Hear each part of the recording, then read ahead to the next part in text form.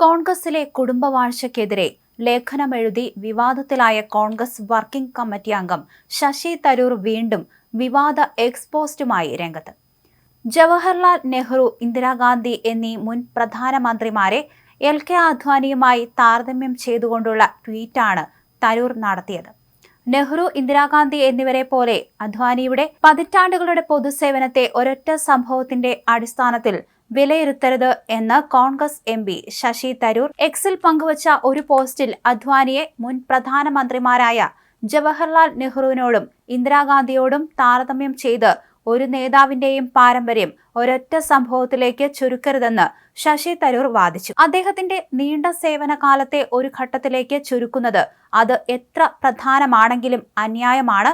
ചൈനയിലെ തിരിച്ചടി കൊണ്ട് നെഹ്റുവിന്റെയും അടിയന്തരാവസ്ഥ കൊണ്ട് മാത്രം ഇന്ദിരാഗാന്ധിയുടെയും പാരമ്പര്യം നിർവചിക്കാൻ കഴിയാത്തതുപോലെ അദ്വാനിജിയോടും അതേ നീതി കാണിക്കണം, തരൂർ എക്സിൽ എഴുതി. അദ്വാനിയെ ഒരു യഥാർത്ഥ രാഷ്ട്രതന്ത്രജ്ഞൻ എന്നാണ് തരൂർ വിശേഷിപ്പിച്ചത്. അദ്വാനിക്ക് ജന്മദിനാശംസകൾ നേർന്ന പോസ്റ്റിൽ അദ്വാനിയുടെ പൊതുസേവനത്തോടുള്ള പ്രതിബദ്ധതയെ തരൂർ പ്രശംസിച്ചു. എന്നാൽ ശശി തരൂരിന്റെ പോസ്റ്റിനെ വിമർശിച്ച് സുപ്രീം കോടതിയിലെ മുതിർന്ന അഭിഭാഷകൻ സഞ്ജയ് ഹെഗ്ഡെ രംഗത്ത് വന്നു. രാമജന്മഭൂമി ക്ഷേത്ര നിർമ്മാണത്തിനായി ആഹ്വാനം ചെയ്ത രഥയാത്രയിൽ അദ്വാനിയുടെ പങ്ക് പൊതുസേവനമായി കണക്കാക്കാനാവില്ലെന്ന് സഞ്ജയ് പറഞ്ഞു. ഈ രാജ്യത്ത് വെറുപ്പിന്റെ വ്യാളി വിത്തുകൾ അഴിച്ചുവിടുന്നത് പൊതുസേവനമല്ല, തരൂരിന് മറുപടിയായി സഞ്ജയ് ഹെഗ്ഡെ എഴുതി.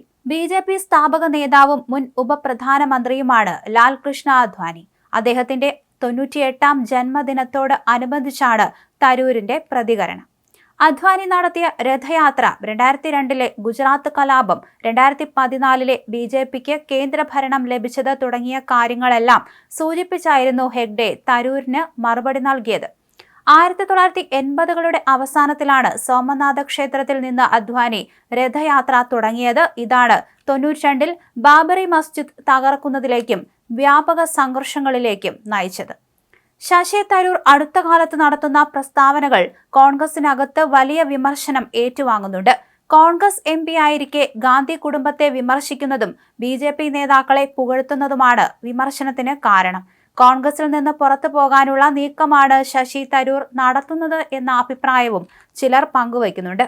നേരത്തെ കുടുംബവാഴ്ചയിൽ നെഹ്റു കുടുംബത്തിനെതിരായ ഡോക്ടർ ശശി തരൂരിന്റെ പരാമർശം തള്ളി മുതിർന്ന കോൺഗ്രസ് നേതാവ് PJ കുര്യൻ അടക്കമുള്ളവർ രംഗത്ത് വന്നിരുന്നു. രാജ്യത്തിനു വേണ്ടി എല്ലാം ത്യജിച്ചവരാണ് നെഹ്റു കുടുംബം. കോൺഗ്രസ് നയങ്ങളെ വിമർശിക്കുന്നവർക്കും കോൺഗ്രസിൽ ഇടമുണ്ട്. പാർട്ടിക്ക് പുറത്ത് പാർട്ടിയുടെ നയത്തെ വിമർശിക്കുന്നത് ചെയ്യാൻ പാടില്ലാത്തതെന്നും PJ കുര്യൻ പറഞ്ഞു. ശശി തരൂർ അദ്ദേഹത്തിന്റെ കാഴ്ചപ്പാട് പറഞ്ഞതായിരിക്കാം, എന്നാൽ ആ കാഴ്ചപ്പാടിനോട് താൻ യോജിക്കുന്നില്ല. ശശി തരൂരിന്റെ പരാമർശം നെഹ്റു കുടുംബത്തെ ഉദ്ദേശിച്ചതാണെന്ന് അദ്ദേഹം പോലും പറഞ്ഞിട്ടില്ല. ലേഖനം വായിച്ചില്ല, പൊതുവായ കാര്യം അദ്ദേഹം പറഞ്ഞുവെന്ന് PJ കുര്യൻ പറഞ്ഞു. കോൺഗ്രസ് ജനാധിപത്യ പാർട്ടി വ്യത്യസ്താഭിപ്രായം പറയുന്നവരുടെ വായ മൂടിക്കുന്നതല്ല കോൺഗ്രസിന്റെ രീതി. നെഹ്റു കുടുംബം കുടുംബാധിപത്യം വഴി വന്നവരല്ല, നെഹ്റു കുടുംബത്തെ ജനങ്ങൾ തെരഞ്ഞെടുത്തതാണെന്ന് അദ്ദേഹം പറഞ്ഞു. ശശി തരൂരിന്റെ കാഴ്ചപ്പാടിനെ ഗൗരവത്തോടെ എടുക്കേണ്ട.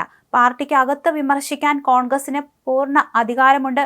വിമർശിക്കുന്നവരെ ഉൾക്കൊള്ളുന്നത് കോൺഗ്രസിന്റെ സൗന്ദര്യമാണ്. ശശി തരൂരിന്റെ വിമർശനങ്ങൾ എതിരാളികൾ ഉപയോഗിക്കും.